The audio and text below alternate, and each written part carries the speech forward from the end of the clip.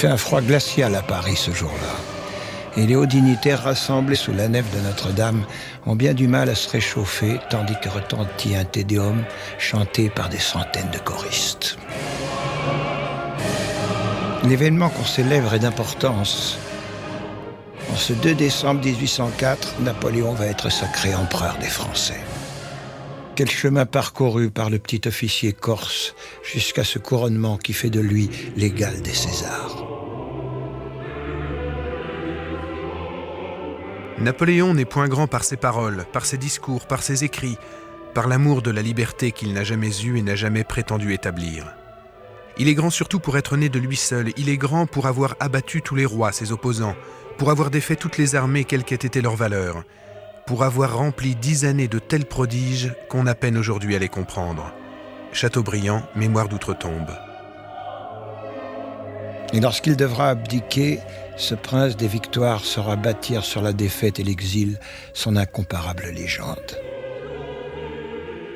Pour l'heure, devant la foule qui se presse, il monte la marche de l'autel et se saisit de la couronne. J'ai trouvé une couronne dans le ruisseau, j'ai essuyé la boue qui la couvrait et l'ai mise sur ma tête. Napoléon, cité par Stendhal. Qu'est-ce que Napoléon? C'est une main dans le gilet, c'est un chapeau assez bizarre. Si vous mettez ce chapeau, si vous mettez la main dans le gilet, que ce soit au Japon, que ce soit aux États-Unis, que ce soit en France, on dira Napoléon.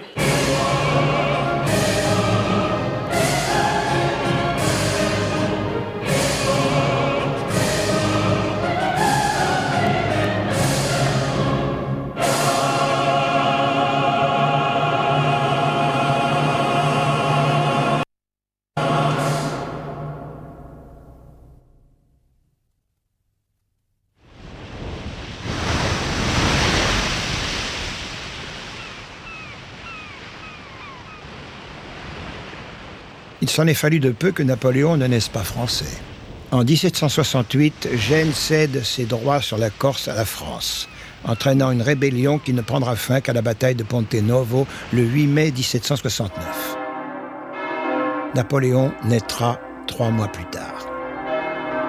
Je naquis quand la patrie périssait.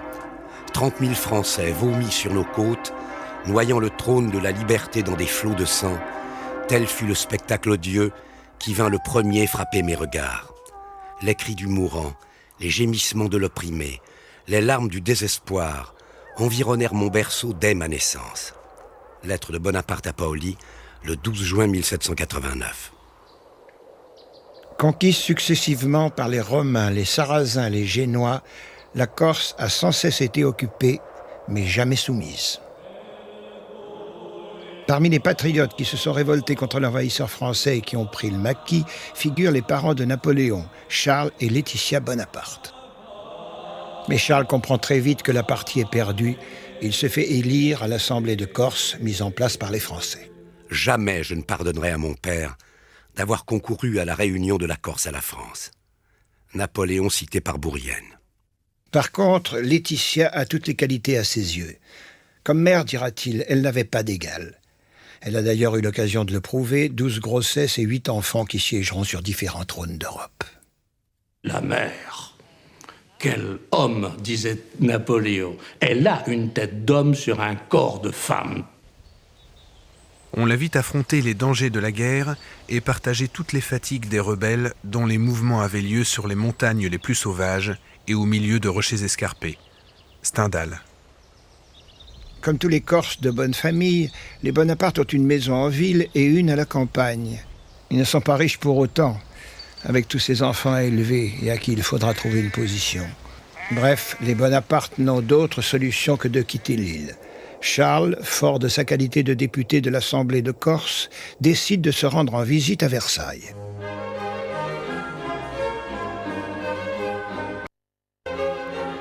On n'a rien vu quand on n'a pas vu la pompe de Versailles. Louis XIV était toujours là. Chateaubriand.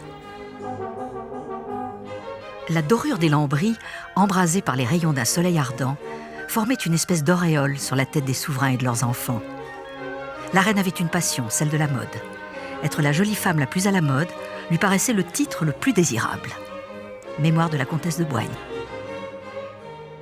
Comment ce petit nobliau de Charles n'aurait-il pas été ébloui par le cérémonial de la cour ? En tout cas, il obtient pour son deuxième fils ce qu'il est venu chercher, une bourse d'études.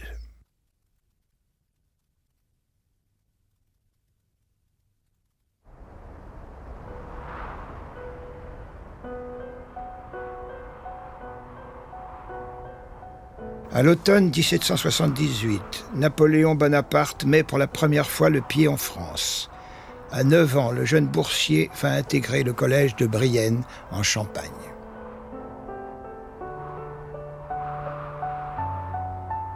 Il y passera 5 ans, enfermé entre ces murs tristes, sans congé ni visite des siens. Bonaparte était en général peu aimé de ses condisciples. Il les fréquentait peu et prenait rarement part à leurs jeux. Dès qu'arrivait le moment de la récréation, il courait à la bibliothèque, où il lisait avec avidité les livres d'histoire, surtout Polybe et Plutarque. Mémoire de Bourrienne. Il se sent corse. Et il est entouré à Brienne d'élèves qui sont des enfants de l'aristocratie française et qui n'ont rien de commun avec ce petit étranger. Donc, lui, qui est un être fier, orgueilleux, est mal reçu et donc il va s'isoler, il va se mettre à part.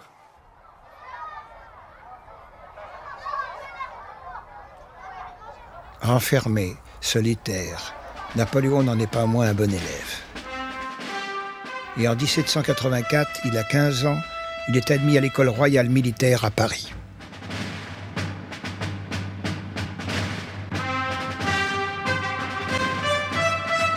Inauguré quelques années plus tôt, cet établissement accueille les meilleurs élèves des 12 collèges militaires de province, tels que Brienne. Les jeunes nobles, souvent désargentés, qui y sont admis, sont destinés à former les cadres de l'armée royale, au même titre que les fils de grandes familles. Et cela se manifeste dans le traitement qui leur est accordé. Nous étions magnifiquement nourris et servis, traités en tout comme des officiers à la tête d'une grande fortune. Bonaparte a un ami.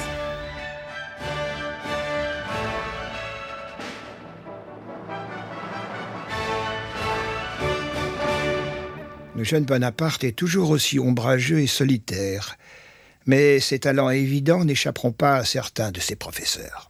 Ce jeune homme ira loin s'il est favorisé par les circonstances. Un professeur de l'école militaire cité par Stendhal.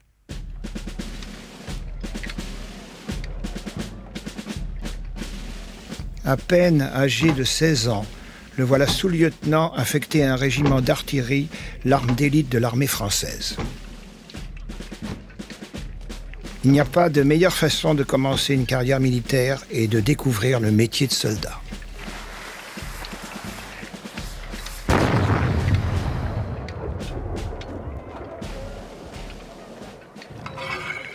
Il apprend à fondre des canons, à façonner des affûts d'artillerie, à remplacer n'importe quel artilleur.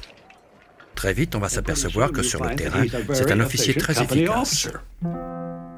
En même temps que ces travaux pratiques, il y a également de solides et éclectiques lectures. Il lit beaucoup d'histoire, beaucoup de mémoire militaire, du droit. Il lit un peu de science. Il a été très frappé par la lecture de Rousseau et donc par la philosophie du siècle des Lumières. La liberté, l'égalité et la suppression des privilèges. Il est en train, à ce moment-là, vraiment de se découvrir lui-même. Mais pour un petit officier corse, qu'est-ce qu'égalité veut dire ? Avenir, réussite, ascension sociale, ce ne sont que des mots à cette époque-là. Les postes supérieurs sont réservés aux grands nobles, aux princes du sang, aux nobles de haute famille, alors que Napoléon vient d'une petite noblesse, d'une petite famille finalement, d'une noblesse pauvre.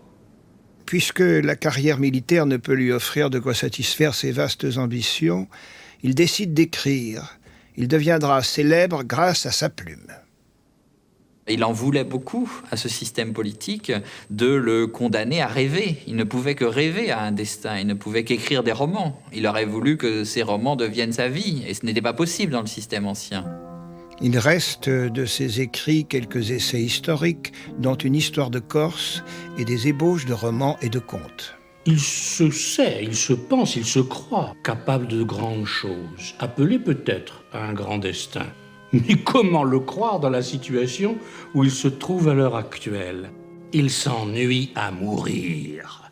Il s'ennuie à mourir. Toujours seul au milieu des hommes, je rentre pour rêver avec moi-même et me livrer à toute la vivacité de ma mélancolie. Que faire en ce monde? Puisque je dois mourir, ne vaut-il pas autant se tuer? La vie m'est à charge parce que je ne goûte aucun plaisir et que tout est peine pour moi. Lettre de Bonaparte, citée par Chateaubriand. La Révolution va se charger de dissiper cette mélancolie.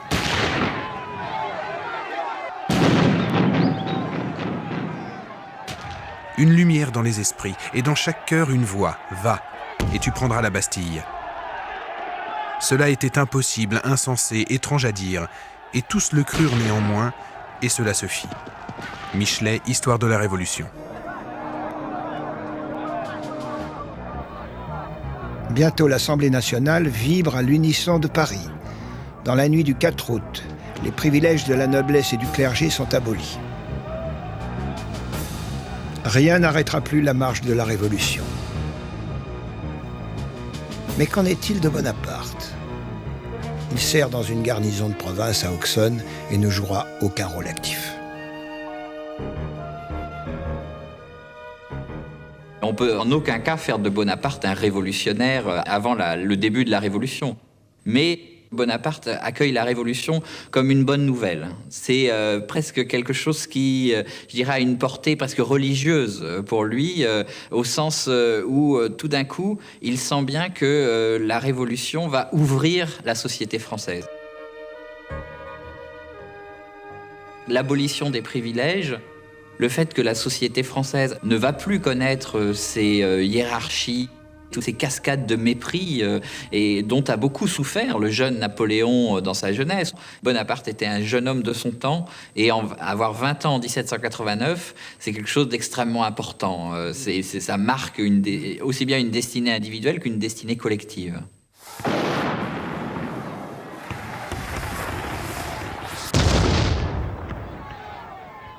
À l'été 92, on le retrouve à Paris en permission. Les débordements révolutionnaires, le pillage des Tuileries, ce monarque que la populace a forcé à coiffer le bonnet rouge, tout ce désordre l'insupporte. Comment a-t-on laissé entrer cette canaille? Il fallait en balayer 400 ou 500 avec du canon et le reste courrait encore. Bonaparte à Bourrienne. Mais le mouvement s'amplifie, la monarchie est renversée, le roi emprisonné, la République proclamée. Napoléon va, à ce moment-là, faire partie de ce monde nouveau. Il cherche à jouer un rôle. Alors il commence par un pays qu'il connaît bien, un terrain qui lui est familier, donc il commence par la Corse.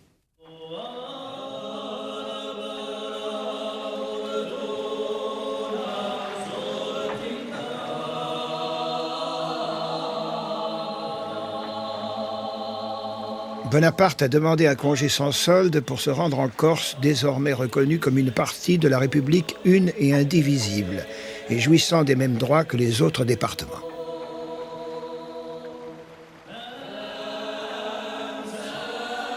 Il est enrôlé dans la garde nationale avec le grade de capitaine, et il se livre bientôt avec passion au jeu subtil de la politique locale.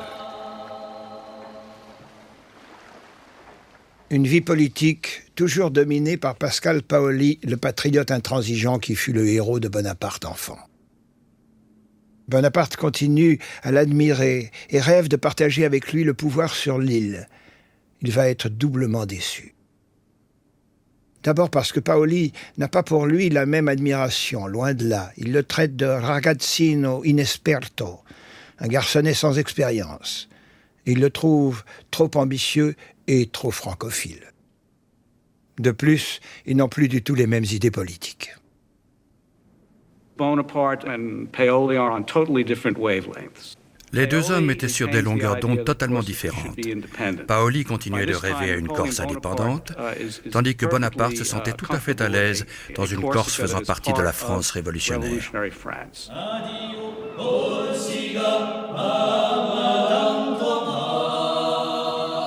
Bonaparte prend la tête d'une faction opposée à Paoli, un antagonisme politique naturellement aggravé par les rivalités de clans.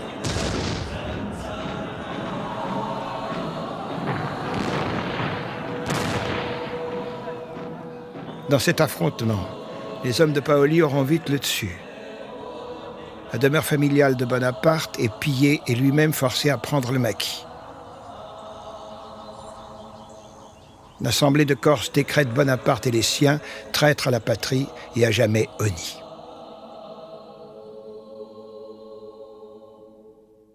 À partir du moment où il y a cette cassure, cette coupure avec la Corse de Paoli, il est français, il se veut français, il est français.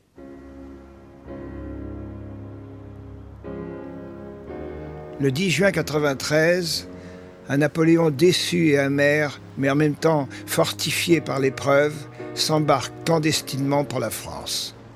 Il est accompagné de sa mère devenue veuve, ainsi que de 6 de ses frères et sœurs.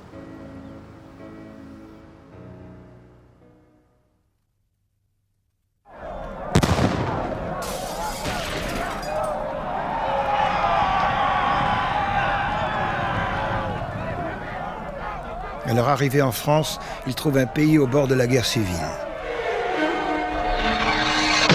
Louis XVI a été guillotiné le 21 janvier 1793, une exécution qui sera suivie de celle de la reine et de milliers de ci-devant.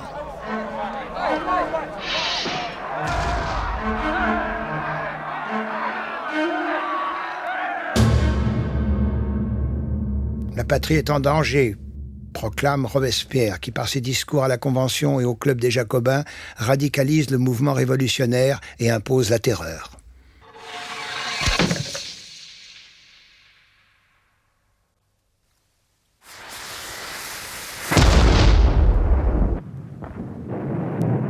Au bord de la guerre civile, la France est en outre menacée à ses frontières par une coalition de la quasi-totalité de l'Europe. L'Autriche, l'Espagne, la Prusse, l'Angleterre se sont jurés de mettre un terme à cette république. À son retour de Corse, Bonaparte a réintégré l'armée.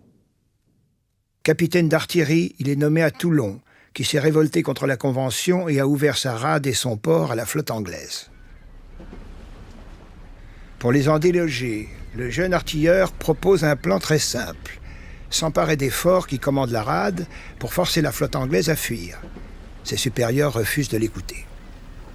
Les généraux à Toulon étaient totalement incompétents. Heureusement, un général compétent a écouté le plan de Napoléon et a dit « bien sûr ». Ce général compétent, c'est Dugommier. C'est au talent et à l'ardeur du commandant de l'artillerie que je dois les savantes combinaisons qui ont assuré notre succès. Général Dugommier, commandant le siège de Toulon. La flotte anglaise quitte la rade précipitamment et Toulon est libéré. Récompenser et avancer ce jeune homme, car si on était ingrat envers lui, il s'avancerait tout seul. Lettre de Dugommier au comité de salut public. L'histoire de Toulon est importante dans l'histoire de Bonaparte parce que c'est là où tout a commencé, mais il faut dire que le rôle de Bonaparte à Toulon a été un rôle très banal. Un bon officier aurait fait la même chose. Mais c'est tombé sur Bonaparte et par conséquent, ça l'a fait connaître. Mais la République est toujours en danger, à l'intérieur comme aux frontières. Face au chaos, la Convention est fort occupée à se dévorer elle-même, envoyant à la guillotine les membres des factions qui siègent en son sein.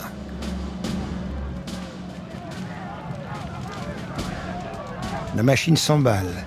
Robespierre agit de plus en plus en maître absolu et aggrave la terreur par la loi du 22 prairial. Bonaparte, membre de la faction jacobine, écrit un dialogue pour soutenir Robespierre.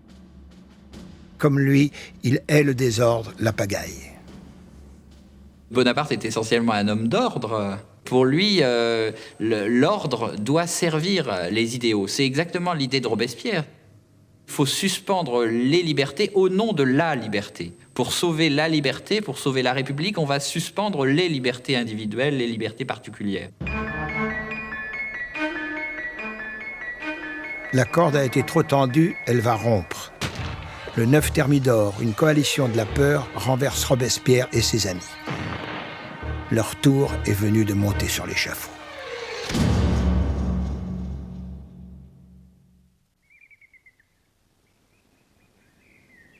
Un an plus tard, au printemps 1795, on retrouve Bonaparte à Paris. C'est un jeune homme curieux et désargenté qui observe le spectacle de la capitale.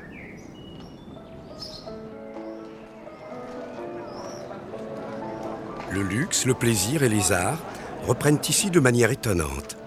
Les élégants reparaissent, ou plutôt, ils ne se souviennent plus que comme d'un long songe qu'ils aient jamais cessé de briller.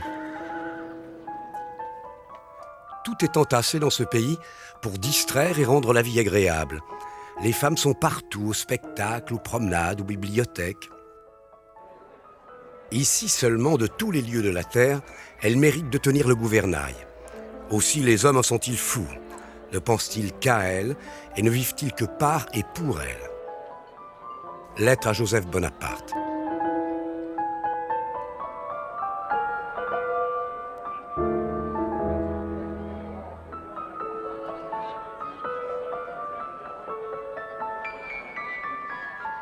Bonaparte fréquente les salons où brillent toutes ces femmes.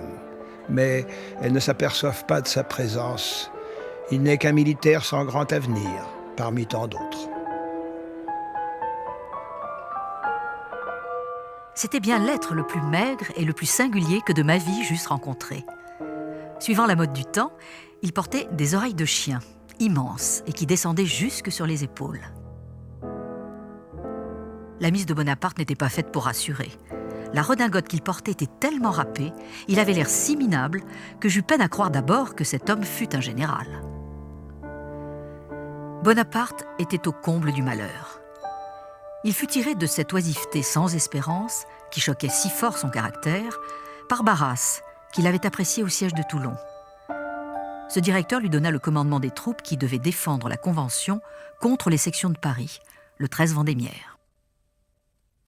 Mémoire de la duchesse d'Abrantès.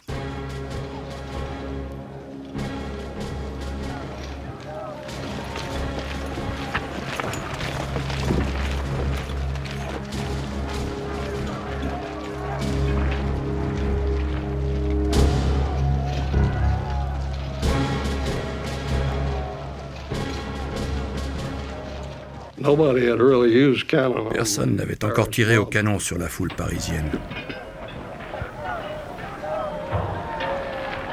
Lui va le faire. Les laissant approcher jusqu'à voir le premier rang dans le blanc des yeux.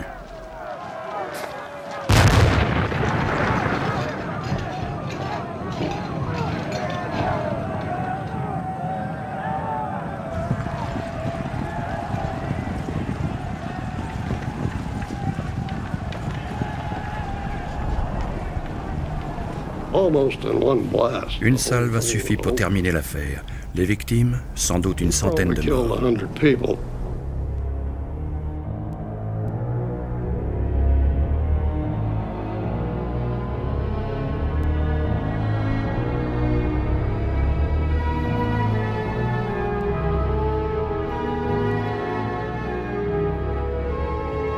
Ce succès qui a sauvé le pouvoir en place voit Bonaparte nommé commandant en chef de l'armée de l'intérieur.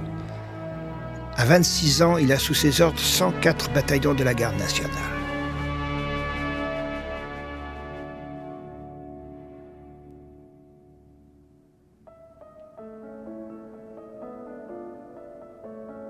Cette nouvelle position change tout. Il peut s'offrir un équipage, des vêtements à la mode et s'asperger d'eau de Cologne. Sa maladresse avec les femmes n'a pas pour autant disparu, mais il va tomber éperdument amoureux. Elle s'appelle Marie-Joseph Rose de Beauharnais, Rose pour les intimes, sauf pour Bonaparte, qui a choisi de l'appeler Joséphine. Née à la Martinique, Joséphine est une jolie créole, veuve à 32 ans. Son mari Alexandre est mort guillotiné et mère de 2 enfants. Elle est criblée de dettes, ce qui ne l'empêche pas de fréquenter les salons à la mode et les gens en place. De manière douce et attrayante, la nonchalance d'une enfant des îles, Madame de Beauharnais a beaucoup de charme et fait tout avec grâce, y compris de se glisser dans les lits d'inconnus. Bonaparte l'a rencontré chez Barras et il est ébloui. J'étais d'un naturel timide en présence des femmes. Madame de Beauharnais est la première qui m'ait donné une certaine confiance en moi. Pour Bonaparte, Joséphine participe au monde du pouvoir. Elle règne dans les salons et, par ses relations, elle est quelqu'un qui peut lui être utile. Et je crois qu'il est tombé follement amoureux d'elle. Après les visites qu'il lui rend dans sa villa, offerte par Barras, il lui envoie des billets passionnés. 7 heures du matin, je me réveille plein de toi. Ton portrait et le souvenir de l'enivrante soirée d'hier n'ont point laissé de repos à mes sens. Douce et incomparable Joséphine, quel effet bizarre faites-vous sur mon cœur. Tu pars à midi, je te verrai dans 3 heures. En attendant, mio dolce amor, reçois 1 millier de baisers, mais ne m'en donne pas, car ils brûlent mon sang. Amusée par la fougue de son jeune général, Joséphine a rapidement cédé, et voilà 6 semaines qu'elle est sa maîtresse. Mais de là à l'épouser, le mariage sera célébré le 9 mars 1796. Elle n'était pas vraiment attirée par lui. D'ailleurs, comme elle l'a dit plus tard, pendant longtemps, elle a dû lutter contre une sorte de répulsion à son égard. Il était tellement sérieux, sans aucun sens de l'humour, en plus maigrichon, avec des cheveux pendants et si mal fagotés. Mais elle sait que la beauté passe. La sienne est en train de passer. Déjà, ses dents sont gâtées. Déjà, elle se rit. Ce que Napoléon ne voit pas, mais que les autres voient et qu'elle voit. Si Joséphine a accepté d'épouser Bonaparte, c'est peut-être parce qu'il l'a voulu avec force et qu'elle est indolente. De toute façon, elle ne prend pas ce mariage au sérieux. Et puis, le petit général corse ne sera pas bien gênant. Il doit partir pour l'armée.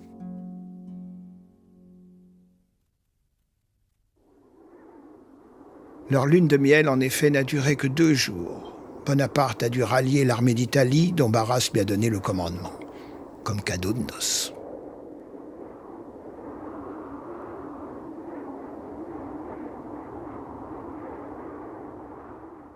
En face de lui, il va trouver la redoutable armée autrichienne et ses alliés piémontais.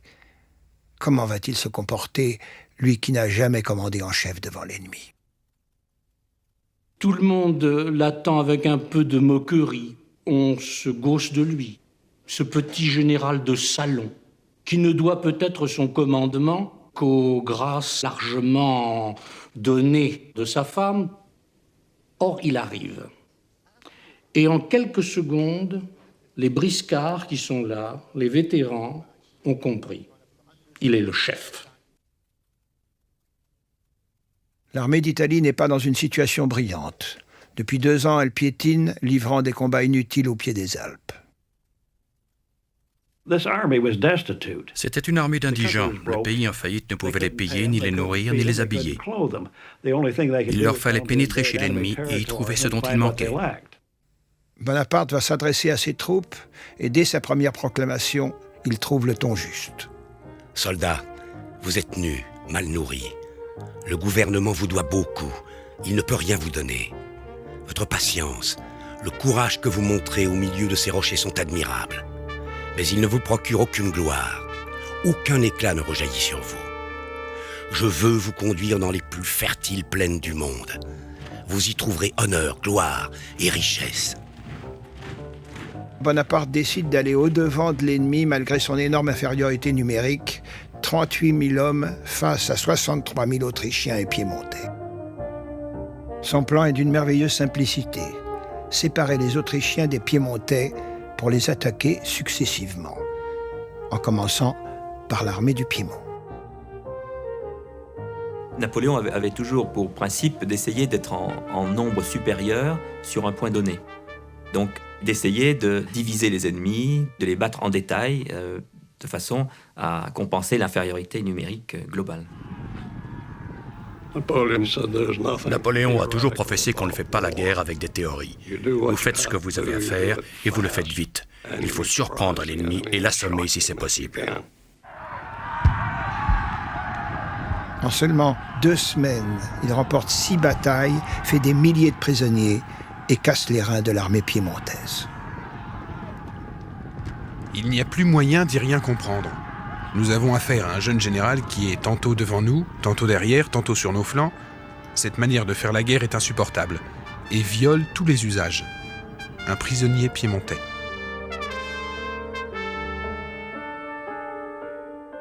Le 24 avril, le Piémont capitule. Bonaparte exige un tribut en pièces d'or et d'argent pour payer ses soldats. C'est la première solde qu'il touche depuis des années.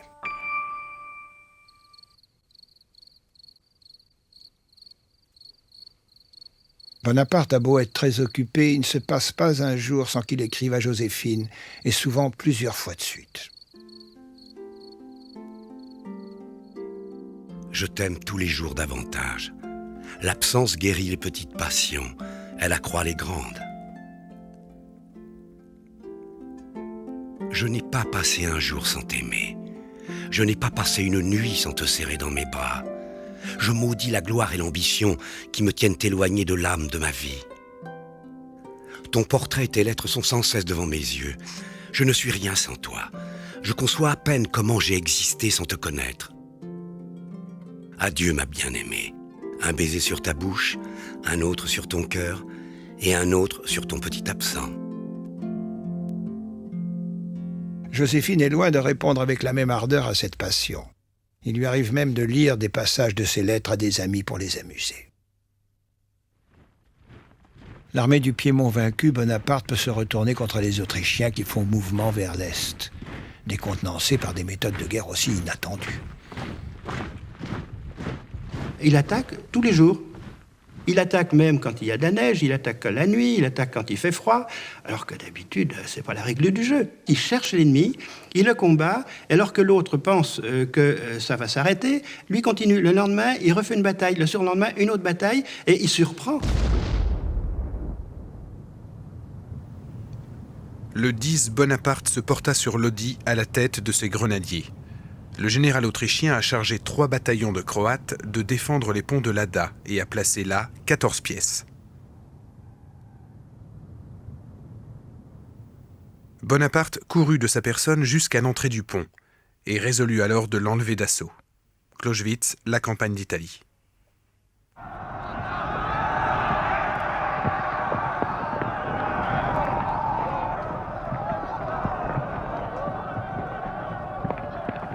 Il n'y a pas du tout de tactique. Quand il y a des troupes qui arrivent d'une manière si enthousiaste et si rapide, ça surprend l'ennemi. C'est l'enthousiasme, et on s'y lance, et tout le monde joue le jeu, et tout le monde risque la mort et passe.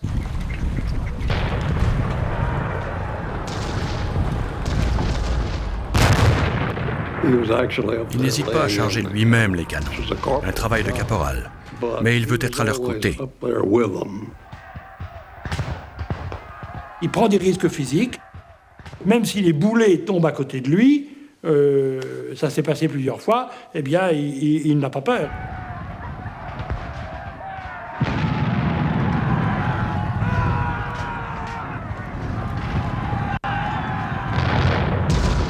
L'infanterie et l'artillerie autrichienne furent épouvantées par l'audace de l'attaque, et bientôt leurs armes devinrent silencieuses. Clausewitz. Le résultat est spectaculaire. Ce fut loin d'être une grande bataille, mais il avait su imposer sa volonté à ses hommes aussi bien qu'à l'ennemi.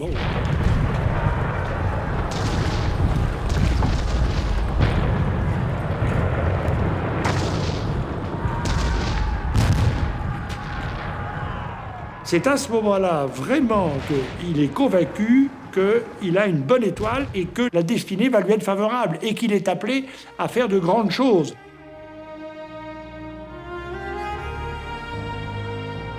Ce n'est qu'après Lodi qu'il me vint l'idée que je pourrais bien devenir après tout un acteur décisif sur notre scène politique. Alors naquit la première étincelle de la haute ambition. Mémorial de Sainte-Hélène.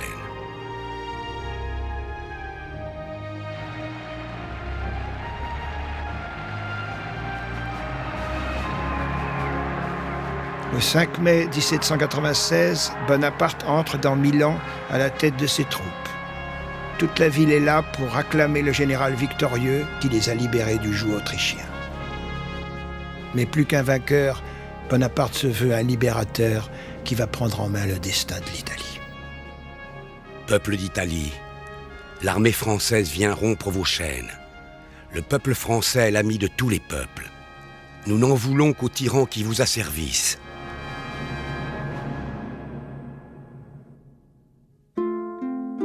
Ce triomphe éclatant cache les pires tourments. Malgré ses supplications, Joséphine tarde à le rejoindre. Elle trompe Napoléon avec un jeune officier infiniment plus séduisant que Napoléon. Elle n'est pas, à l'époque, amoureuse de Napoléon. Elle a peur de s'ennuyer en Italie parce que à Paris, c'est une vie de fête, de luxe extraordinaire. Joséphine, tu devais partir le 5 de Paris. Tu devais partir le 11. Tu n'étais pas parti le 12. Un jour peut-être viendra où je te verrai, car je ne doute pas que tu le sois. Je ne sais pourquoi depuis ce matin je suis plus content. J'ai un pressentiment que tu es parti pour ici. Cette idée me comble. Bête que j'étais, je t'attendais le 13. Comme si une jolie femme pouvait abandonner ses habitudes, ses amis, sa Madame Tallien et un dîner chez Barras. Joséphine va recevoir des lettres de ce genre pendant des semaines. Il lui devient impossible d'atermoyer. Elle doit se décider à quitter Paris. À Milan, elle sera logée au somptueux palais Serbelloni que Bonaparte a fait remplir de fleurs. Ils vont y passer une nuit, pas plus. Bonaparte, en effet, doit aussitôt repartir faire ce qu'il fait de mieux, la guerre.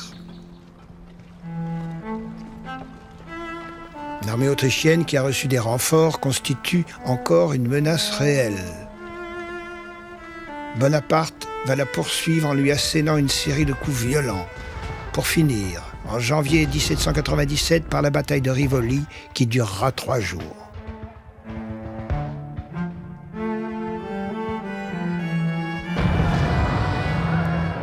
C'est en Italie qu'est née la légende de l'invincible Bonaparte. Il s'est révélé un incomparable chef de guerre pendant cette campagne, mais il a aussi fait preuve d'un remarquable talent pour vanter ses mérites et promouvoir son image. Bonaparte, dès ses premiers succès, a compris qu'il ne suffit pas de remporter des victoires, il utilise l'image en sorte que ces victoires de l'armée d'Italie vont être connues en France. Napoléon, d'emblée, s'est composé un personnage. Il a d'emblée arrangé son histoire. Il crée une presse, des journaux, la France vue de l'armée d'Italie, le courrier de l'armée d'Italie, qui exalte ses victoires. C'est Bonaparte lui-même qui rédige certains de ces journaux et notamment il écrit de lui-même « Bonaparte vole comme l'éclair et frappe comme la foudre ». Malheureusement pour les Italiens, Bonaparte ne se contentera pas de les libérer des Autrichiens, il va aussi les débarrasser de quelques-unes de leurs plus prestigieuses œuvres d'art. Pour satisfaire l'avidité du Directoire, il fait acheminer vers la France des chefs-d'œuvre du Titien, de Raphaël, du Caravage, jusqu'au célèbre quadrige de la place Saint-Marc. Tout ça trouvera place au tout nouveau musée du Louvre. La mise en coupe réglée de l'Italie n'est toutefois pas la seule occupation de Bonaparte. Il a continué à poursuivre les Autrichiens et 2 mois après la bataille de Rivoli, les voilà repoussés de l'autre côté des Alpes. Lui-même se retrouve à une centaine de kilomètres de Vienne. Assommé par la déconfiture de ses troupes, l'empereur d'Autriche demande la paix. Bonaparte décide de négocier lui-même. Il exige la Belgique, la rive gauche du Rhin, et un gros morceau d'Italie pour y tailler une république sœur. Les Autrichiens atterrés font traîner les choses. Napoléon était un être colérique, parfois avec des réactions physiques très violentes. Et comme les négociations traînaient, Napoléon s'est agité, marché en long et en large, en travers, et en marchant, et il a heurté le petit guéridon sur lequel était le service à thé, et il l'a renversé. Voyez, telle sera votre monarchie autrichienne avant 3 mois. Je vous le promets. Mémorial de Sainte-Hélène. Et il obtient ce qu'il a exigé, ayant négocié seul, sans instruction de Paris. Il a vu que son intelligence, ses capacités étaient bien au-delà du militaire. Non seulement il est devenu un grand général, mais il est devenu un futur chef d'État possible. Et tout le monde s'en rend compte, non seulement en Italie, mais en France.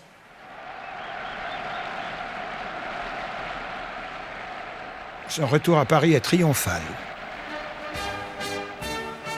Nous sommes à la fin de 1797 et le vainqueur de la campagne d'Italie vient remettre au directoire le texte du traité qu'il a conclu et qui met fin à la guerre en Europe.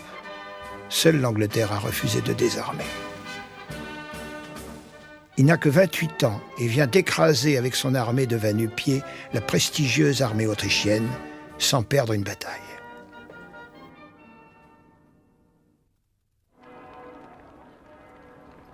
En place depuis 2 ans, le Directoire est un régime instable, impopulaire, en butte à des coups d'État fréquents. Et la France, dans ses profondeurs, rêve d'un héros. Elle attend le sauveur qui la sortira du chaos dans lequel la Révolution a sombré. Tout naturellement, l'opinion regarde du côté de Bonaparte. Ce que j'ai fait jusqu'à ce jour n'est rien. Je ne me sens qu'au début de ma course. Je suis incapable désormais d'obéir à un autre. J'ai goûté au commandement et je ne saurais y renoncer. Bonaparte, cité par Bourrienne. Mais Bonaparte n'est pas pressé. Le fruit n'est pas encore mûr, confie-t-il à un proche. Il ne peut pas non plus rester à ne rien faire. On a si vite fait de passer de mode. Il lui faut une nouvelle expédition où mettre en valeur ses qualités militaires sans trop de risques. Ce sera l'Égypte.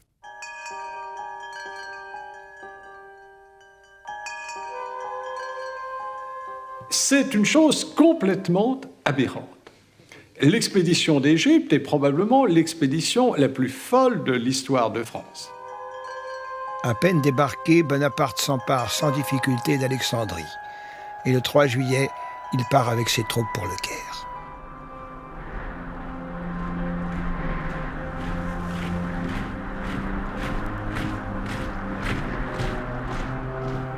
L'Égypte fait partie de l'Empire ottoman depuis des siècles et sa cavalerie est composée de féroces guerriers, les Mamelouks, qui ont une réputation redoutable dans tout le Proche-Orient.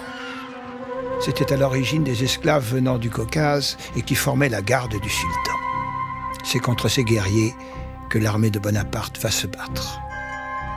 Comme avant chaque bataille, Bonaparte va adresser une proclamation à ses troupes.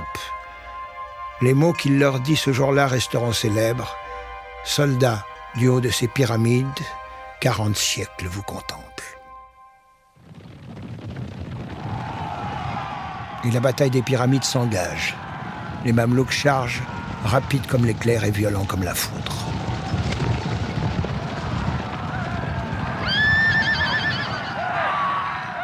Les soldats de Bonaparte restent groupés pour recevoir la charge, retenant leurs tirs jusqu'à ce que les Mamelouks se trouvent à 50 pas de leur première ligne.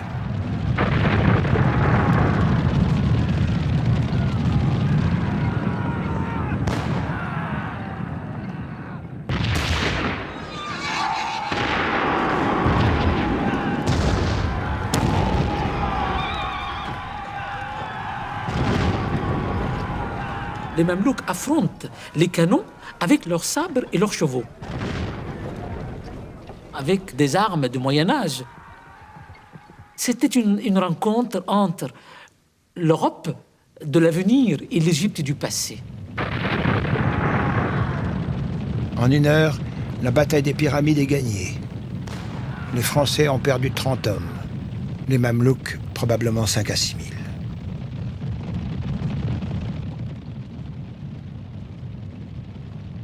Je me suis pris à rêver.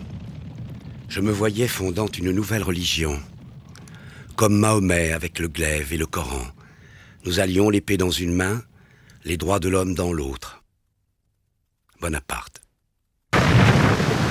Un terrible coup de semonce allait mettre fin à ses rêves.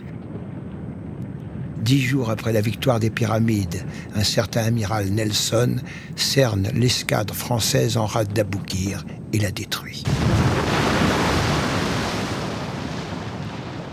Bonaparte et son armée de 35 000 hommes sont désormais coincés sur le sol égyptien.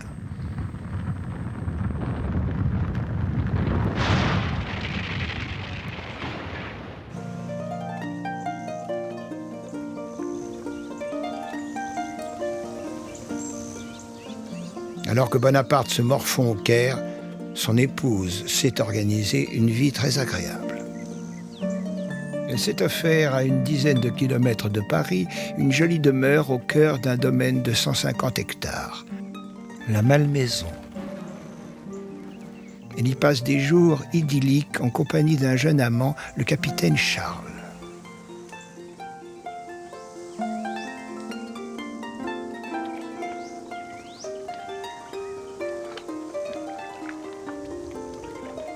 Junot, son aide de camp, apprend à Bonaparte son infortune.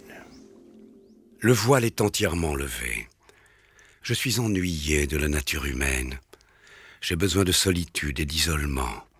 Les grandeurs m'ennuient. Le sentiment est desséché.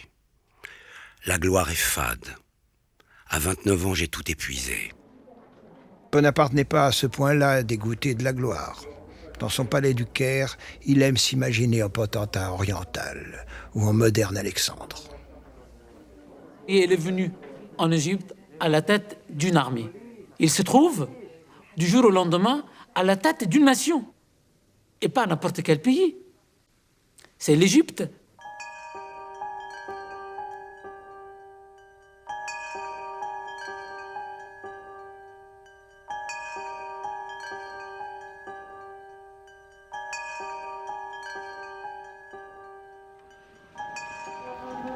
Le Directoire avait donné à Bonaparte le commandement d'une expédition militaire et scientifique.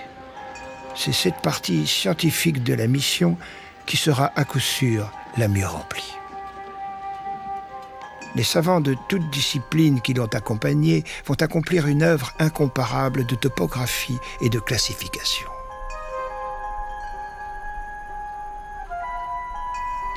Le catalogue descriptif de l'Égypte qu'ils vont réaliser, texte et illustration, n'a sans doute son pareil nulle part.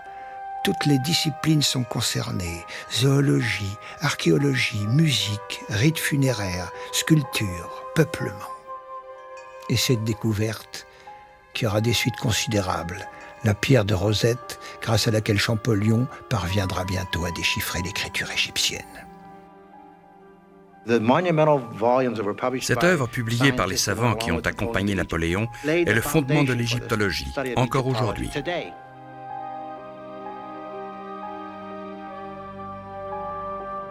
Les vraies conquêtes, les seules qui ne donnent aucun regret, sont celles que l'on fait sur l'ignorance. Discours de Bonaparte à l'Institut.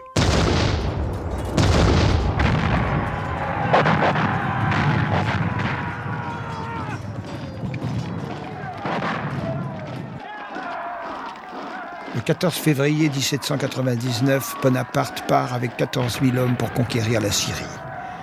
Le sultan turc a en effet déclaré la guerre sainte contre les Français, et Bonaparte, comme d'habitude, prend les devants. Il enlève Jaffa sans coup férir avant de faire le siège de Saint-Jean d'Acre.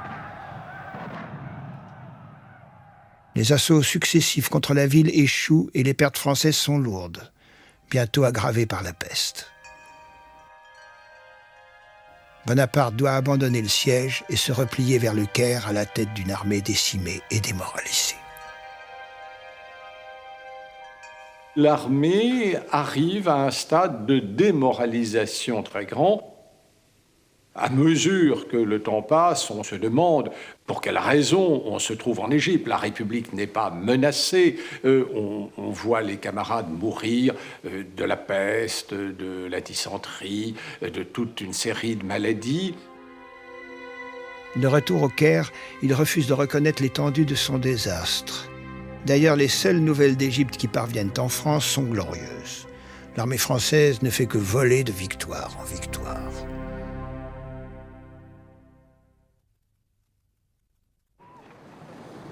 Bonaparte a secrètement préparé son départ. Et le 23 août 1799, il s'embarque à l'insu de tous, laissant derrière lui 30 000 hommes bloqués en Égypte. Soldats, les nouvelles d'Europe me décident à partir pour la France. Il m'est pénible de quitter des soldats que j'aime, mais cette absence ne sera que momentanée.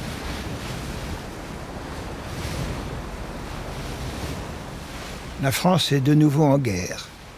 À l'intérieur, la situation est toujours aussi chaotique, et nombreux sont ceux qui s'attendent à un coup d'État. Bonaparte rêve de jouer les sauveurs, mais n'est-il pas déjà trop tard ?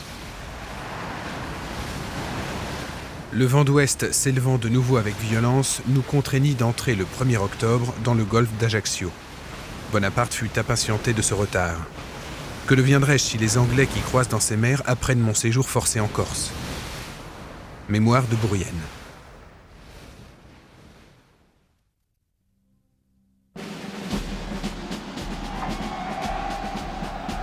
Le 9 octobre 1799, lorsqu'il débarque à Fréjus, il est accueilli comme un héros.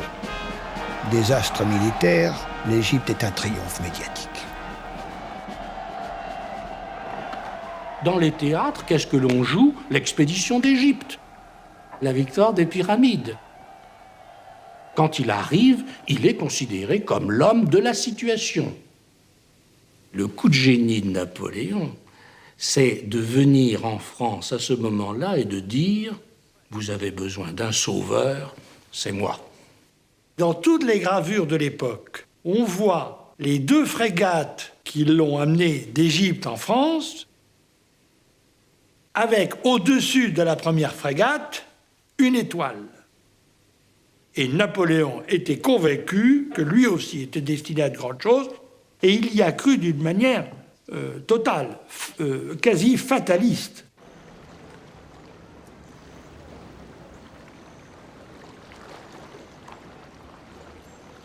Le 16 octobre, il est à Paris.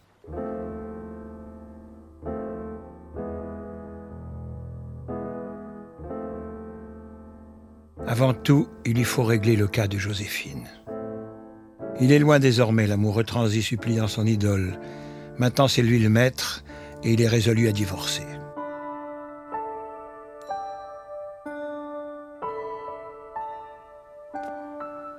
À peine arrivé chez lui, il monte dans sa chambre. Refuse de voir Joséphine. « Jamais je ne lui pardonnerai, dit-il, jamais. » Mais elle est bien décidée à le reconquérir. Elle monte l'escalier qui conduit à la chambre de Bonaparte et le supplie de la laisser rentrer. Napoléon, à force d'entendre sa femme pleurer, implorer, supplier, et l'entendre dire qu'elle ne recommencera plus, et ouvre la porte de sa chambre. Bonaparte finira par céder, et à l'aube, les 2 tourtereaux réconciliés fileront à nouveau le parfait amour. Simplement, le rapport de force a changé. Joséphine n'aura plus jamais d'aventure, alors que Bonaparte ne s'en privera pas. Il faut bien tenir son rang.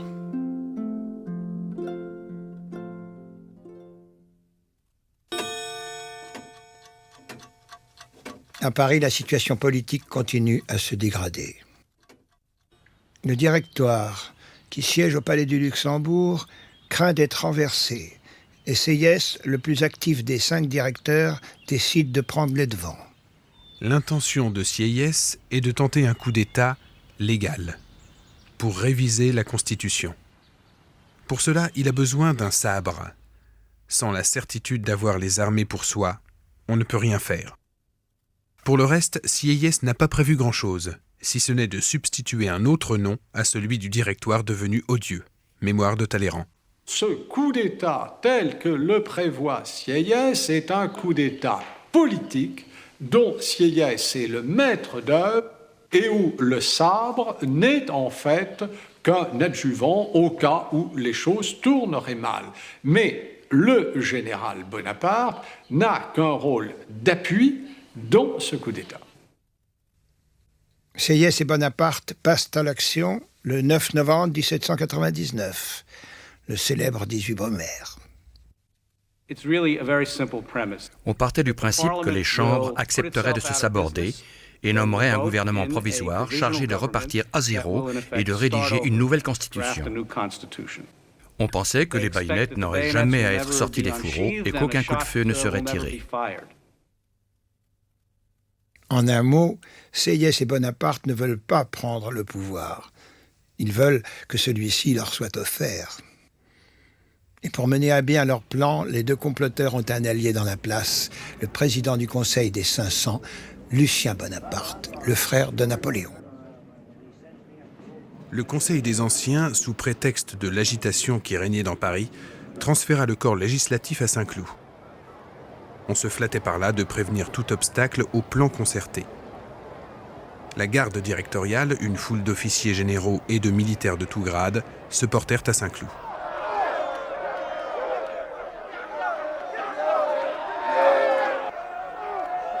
Malgré cet appareil de force, on rencontra dans le Conseil des 500 une opposition telle qu'il s'en fallut de peu qu'elle ne fit tout échouer. Mémoire de Talleyrand. En effet, Bonaparte a voulu pénétrer dans la salle où siège l'Assemblée. Il est pris à partie par les députés. Le désordre s'installe. Lucien se rend compte que Napoléon va rater le coche. Il s'enflamme, brandit son sabre, se dirige vers Napoléon, en appuie la pointe sur la poitrine de son frère et dit « Croyez-moi, si Napoléon avait l'intention de s'emparer du pouvoir, c'est moi-même qui transpercerai son flanc. »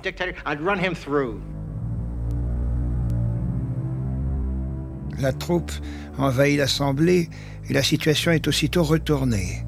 Terrorisés, la plupart des députés s'enfuient, au besoin par les fenêtres. On en récupérera quelques-uns pour leur faire signer la remise du pouvoir, exécutif et constitutionnel, à un triumvirat de consuls, dont bien sûr Sieyès et Bonaparte. Ce triumvirat n'est en réalité qu'une façade. Le coup d'État de parlementaire est devenu un coup d'État militaire. Et l'homme fort qui était Sieyès ne l'est plus, c'est maintenant Bonaparte. Les choses ne vont pas traîner. Il ne faudra que quelques semaines à Bonaparte pour supplanter ses deux collègues et faire rédiger une constitution à sa seule convenance. Lorsqu'arrive l'année 1800, Bonaparte est le seul maître de la France. Il a 30 ans.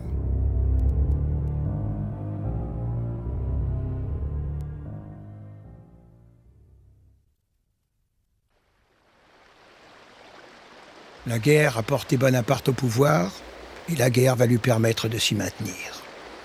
Car la guerre continue. L'Angleterre et l'Autriche n'ont pas renoncé à se battre et Bonaparte doit partir retrouver les champs de bataille. Ce retour sera marqué par un magnifique coup d'éclat. Il entreprend de faire traverser les Alpes au col du Grand Saint-Bernard par son armée, 40 000 hommes, plus l'artillerie et l'intendance. Hier, au Caire, Bonaparte rêvait de reprendre le flambeau d'Alexandre. Aujourd'hui, il se glisse dans les pas d'Hannibal. 2500 mètres d'altitude. Pour traverser les Alpes, il tirait les affûts de canon sur des troncs d'arbres creusés comme des canoës.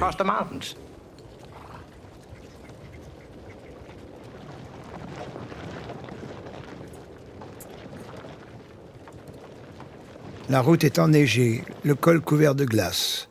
Il ne faudra pourtant que 6 jours aux Français pour passer de l'autre côté des Alpes. Le matin du 14 juin, voici les Français face aux Autrichiens. À Marengo, à moins de 100 km de Milan.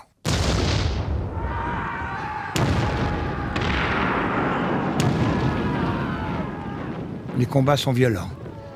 Les Français déplorent plus de 6000 tués et blessés, mais les pertes autrichiennes sont du double. La France a gagné au point.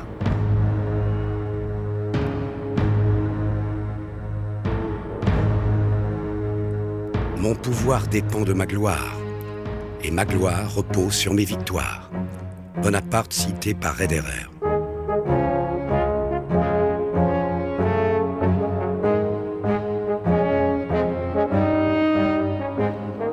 Dans les mois qui suivent, l'Autriche, puis l'Angleterre acceptent de négocier la paix.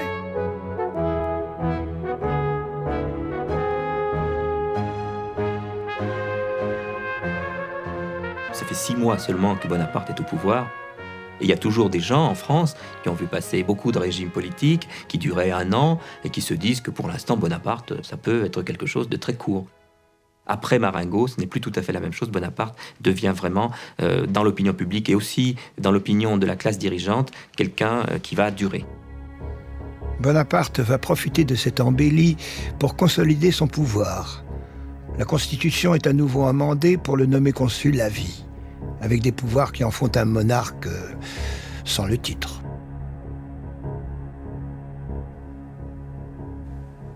D'une certaine manière, Bonaparte incarne quelque chose de rassurant. L'autorité suprême d'un chef, d'un personnage charismatique. Il se retrouve dans un système qui est finalement beaucoup plus rassurant pour le contexte de l'époque que la démocratie.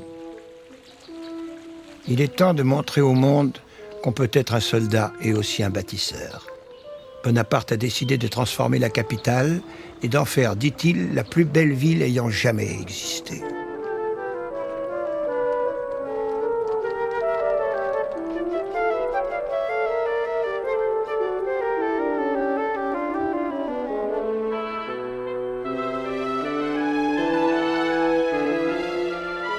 Et il ne se contentera pas d'embellir Paris. Les réformes qu'il lance dans tous les domaines, juridiques, politiques, économiques, sont d'une ampleur impressionnante.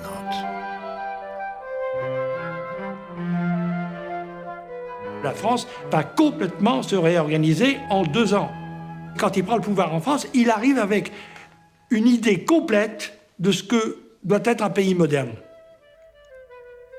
Je voulais tirer la France de l'abîme où l'avait plongé l'impéritie du Directoire et la Révolution. Je me sentais fort du bien que je voulais faire, du besoin qu'elle avait de moi et de la confiance que m'inspirait cette généreuse nation. Napoléon cité par Caulaincourt. Il s'intéresse aussi aux arts plastiques et à la musique. Les plus grands esprits européens, Goethe, Hegel, Byron, Beethoven, célèbrent la gloire du premier consul, incarnation des idéaux et des espoirs de la Révolution.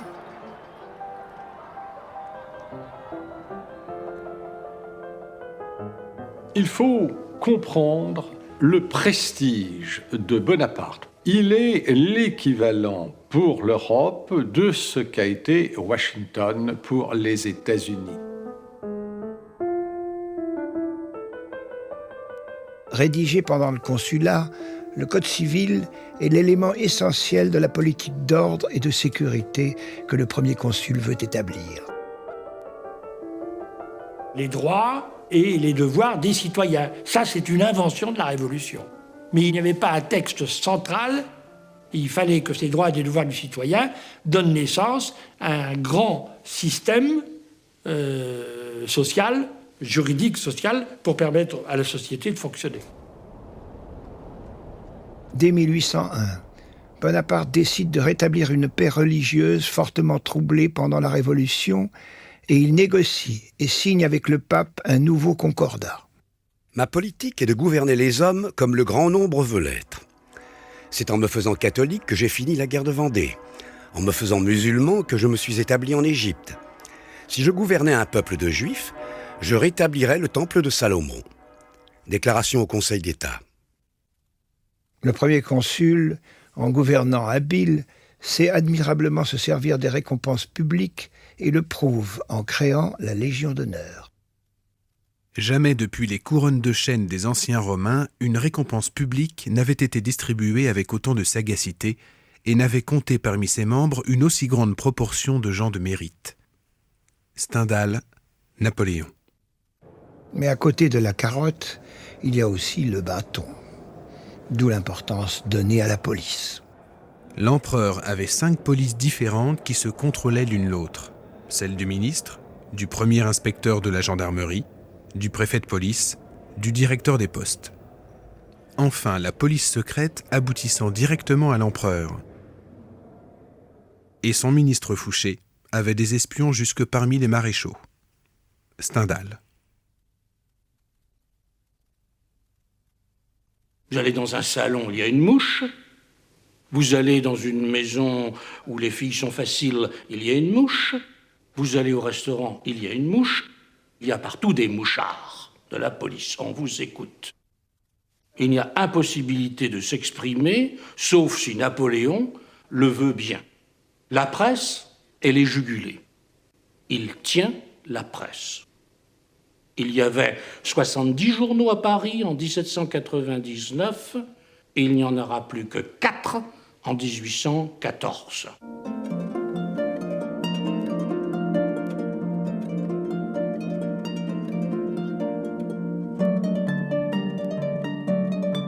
Depuis que Bonaparte règne sur la France, Joséphine a dû accepter d'assumer les obligations d'épouse du premier consul.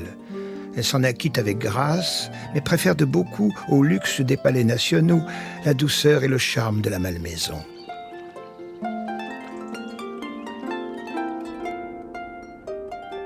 Bourreau de travail, Bonaparte a bien peu de temps à consacrer aux loisirs. C'est à la malmaison qu'il le passe.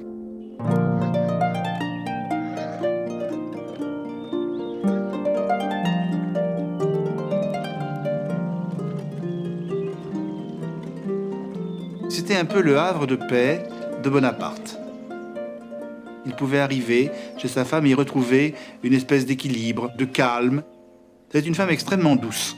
Et ça, c'est très important pour Napoléon. C'était l'anti-Napoléon.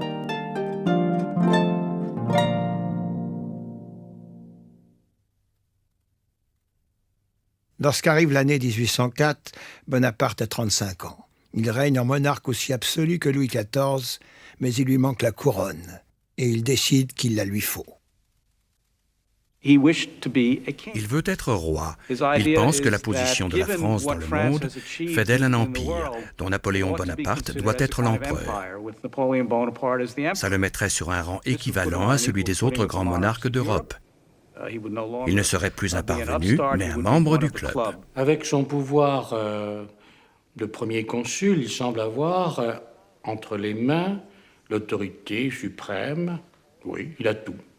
Sauf quelque chose d'important, la pérennité, la durée. S'il meurt, tout ce qu'il a fait tombe. Enfin, l'Empire veut donc assurer cette pérennité de son œuvre, mais c'est surtout par là le moyen de dire les transformations qui ont eu lieu en 1789 sont irréversibles.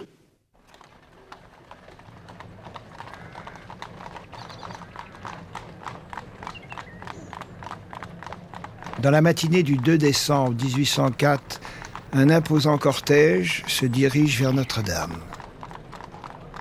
Un sénatus consulte a soumis au vote de la nation, qu'il a massivement approuvé, la proposition suivante. Le gouvernement de la République est confié à un empereur. Napoléon est empereur héréditaire des Français.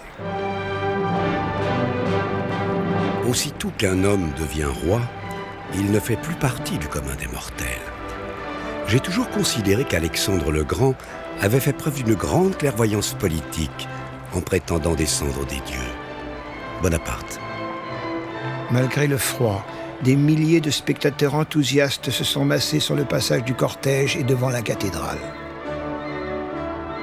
Les tapisseries et les étendards dont ses piliers et ses murs sont recouverts font plus penser à la scène d'un théâtre profane qu'à un sanctuaire chrétien.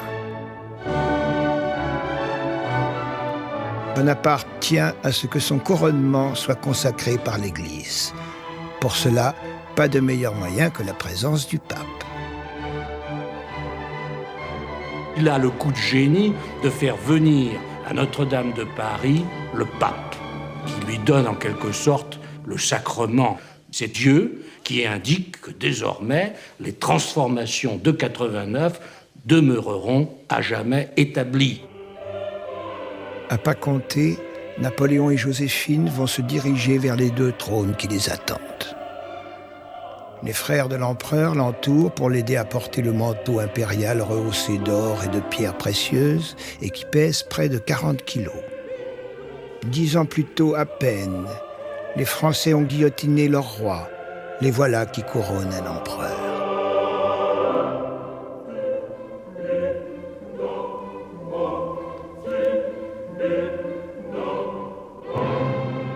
Prenant sa couronne des mains du pape, il la place sur sa tête. Puis, se tournant vers Joséphine, il la couronne impératrice.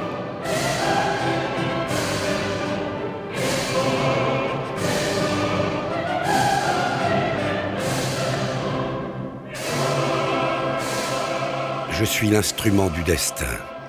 Celui-ci se servira de moi aussi longtemps que j'accomplirai ses desseins. Puis, il me brisera comme du verre.